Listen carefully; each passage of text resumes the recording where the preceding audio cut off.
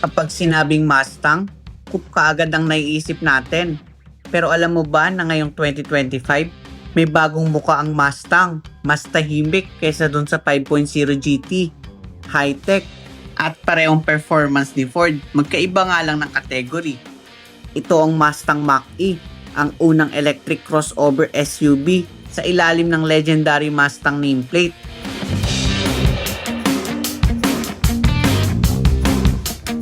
Simula pa noong 1964, kilala na ang Mustang bilang muscle car icon. Enough for this family of five, yet beautiful enough to be honored with the Tiffany Gold Medal for Excellence in American Design. Pero nitong 2019, binago ni Ford ang laro. Hindi na V8, hindi V6, electric na. At ngayong 2025, sa wakas, dumating na sa Philippine market ang Mustang Mach-E Premium All-Wheel Drive. Kung akala mo na wala ang coupe Mustang, hindi. Dagdag lang ito sa lineup. Iba nga lang ang forma, mas crossover SUV. Pero iba to sa typical na crossover dahil fastback style ang likod. Kaya hindi nawala ang iconic fastback DNA ng Mustang. At sa episode natin ngayon, ibibida natin ang 2026 Ford Mustang Mach-E Premium All-Wheel Drive. Isa sa mga bagong muka ng performance sa era ng mga EVs.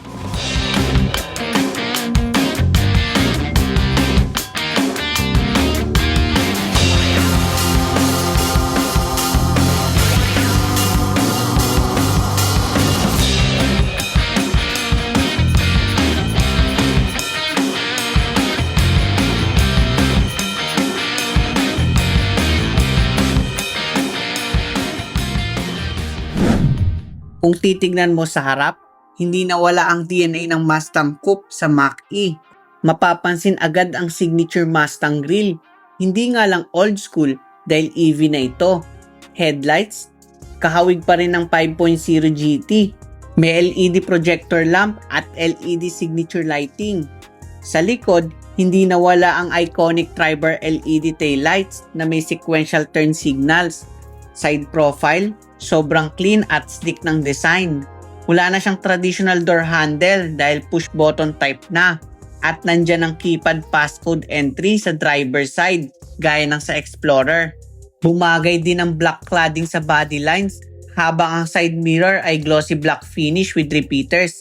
Pagdating sa gulong, naka 19-inch bright machine finish aluminum alloy wheels wrapped in 225/55 R19 tires. At dahil performance crossover SUV ito, meron din siyang Brembo 4-wheel disc brakes para sa solid stopping power. Pagdating sa tech, meron itong 4 front, 4 rear parking sensors at 360-degree camera na katamtaman lang ang linaw. Sa likod, power tailgate kaya hindi mahirap magkarga ng gamit. At kung usapang cargo space, hindi kayo mabibigo sa Mach-E. May extra storage sa side. Sa ilalim, walang spare tire pero meron naman kayong tire repair kit. For convenience, may 12-volt socket, LED cabin lights,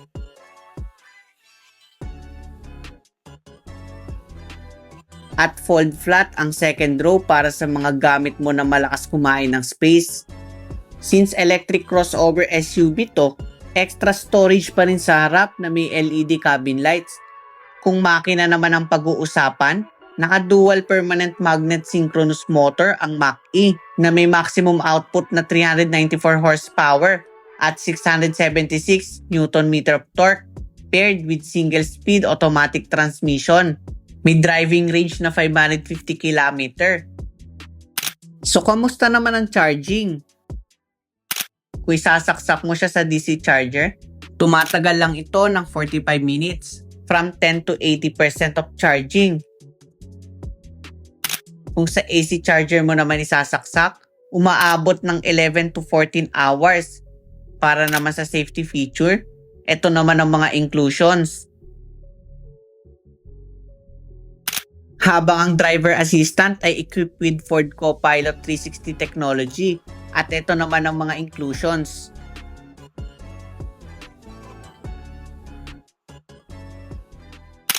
Pagpasok sa loob, hindi nawala ang sporty vibe ng Mustang.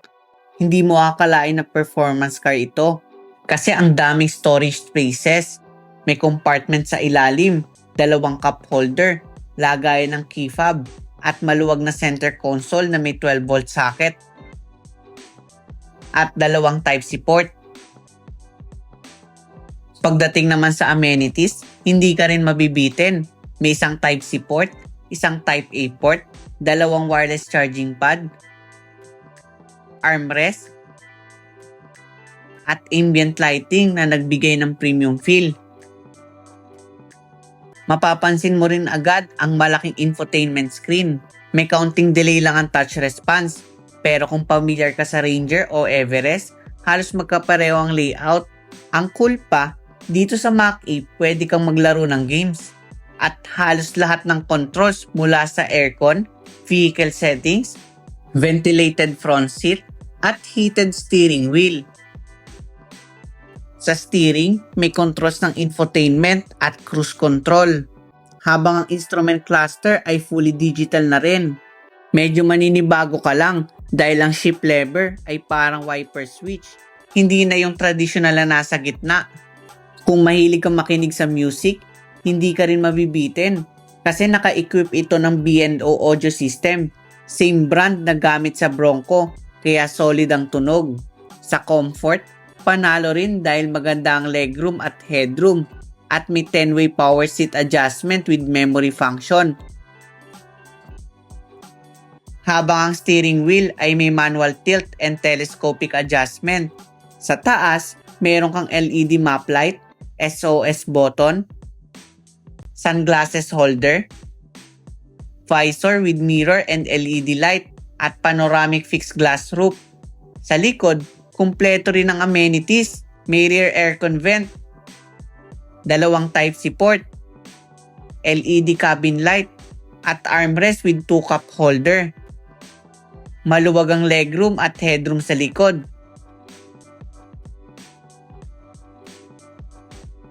At dahil walang center tunnel, kasya pa rin ang isang adult sa gitna.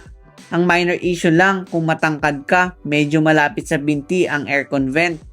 Dagdag ko lang na iba ang feel ng upuan neto, malaso pa ang lambot.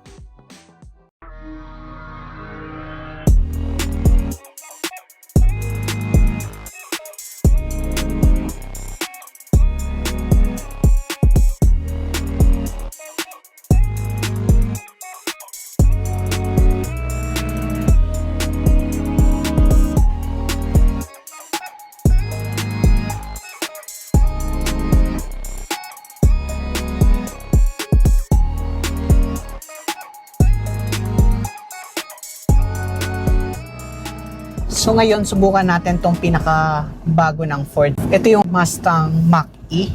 So, ang maganda rito sa Mach-E, ibang style ng Mustang. Kasi yung kilala nating Mustang yung muscle car. Pero ito, crossover type siya. Saka more friends kasi 4 yung pinto niya.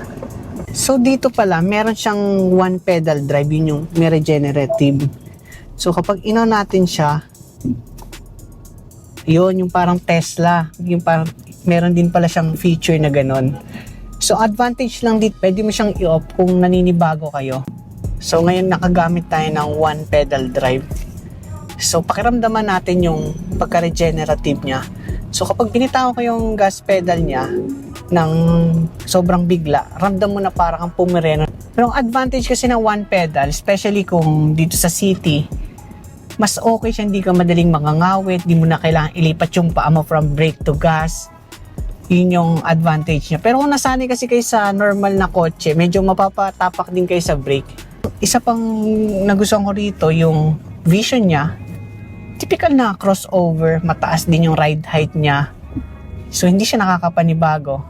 So kung gagamitin mo naman siya sa city, hindi rin naman siya sobrang laki. Kaya tamang-tama lang din yung blend ng driving style nyo rito. Dahil nasa BGC tayo at rush hour, hindi natin masusubukan ng full power ng Mach-E. Pero bibigyan pa rin natin ng comparison ng bawat driving mode. Lalo na sa steering feel, kung malambot ba o mabigat kada palit ng mode. Simulan natin sa unbridled mode. Ito ang pinaka-sporty mode ng Mach-E. Mas responsive ang throttle at mas sporty ang steering. So, yung unbridled niya, yun yung mabigat. Pero yung power, okay din. Ramdam ko yung power niya. So, tingin ko parang territory yung vibe niya na babaong ka sa upan. Pero syempre iba to dahil performance tong Mustang na Mach-E. Saka yung ilaw niya, may ilaw siya kapag naka-unbridled. Kung ililipat mo naman siya ng Engage, nagpapalit siya ng kulay blue. Sa Engage mode naman, ito ang standard o normal mode. Nagbibigay ng balance combination ng comfort at excitement. Perfect para sa everyday driving. Sa Engage, yung steering niya, okay din. Hindi naman din sila totally nagkakalayo ng unbridled. May weight siya pero hindi siya kasing tigas nung unbridled. Gusto nyo yung tama lang, ito yung marerecommend ko sa inyo. At sa Whisper mode, ito naman ang pinaka-smooth. Gentle ang throttle response at mas relax ang steering. Parang equivalent ng Eco mode sa mga combustion engine cars. So yung Whisper naman, ito parang violet yung kulay nung sa paanan niya. Saka ma-appeal din yung gauge cluster niya. Makikita mo rin dito yung ano lang kailangan mo, kung ilang percent yung battery. So overall experience natin sa Mach-E, maganda siya na nakakanibago. Pero kung power at saka yung sa regenerative, gusto ko yung feel niya. Saka yung mga vision, yung advantage niya. Siguro sulit siya kung gagamitin mo siya sa mga city driving, tas may konting travel, yung ganon. Pogi din yung itsura nitong Mach-E.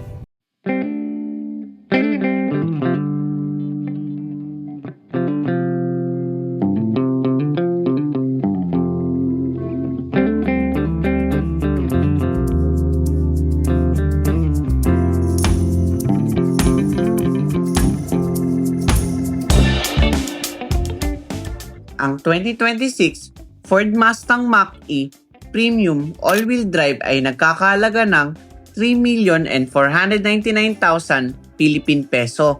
Available naman ito sa 5 kulay: Velocity Blue, Star White, Grabber Yellow, Glacier Gray, at Shadow Black.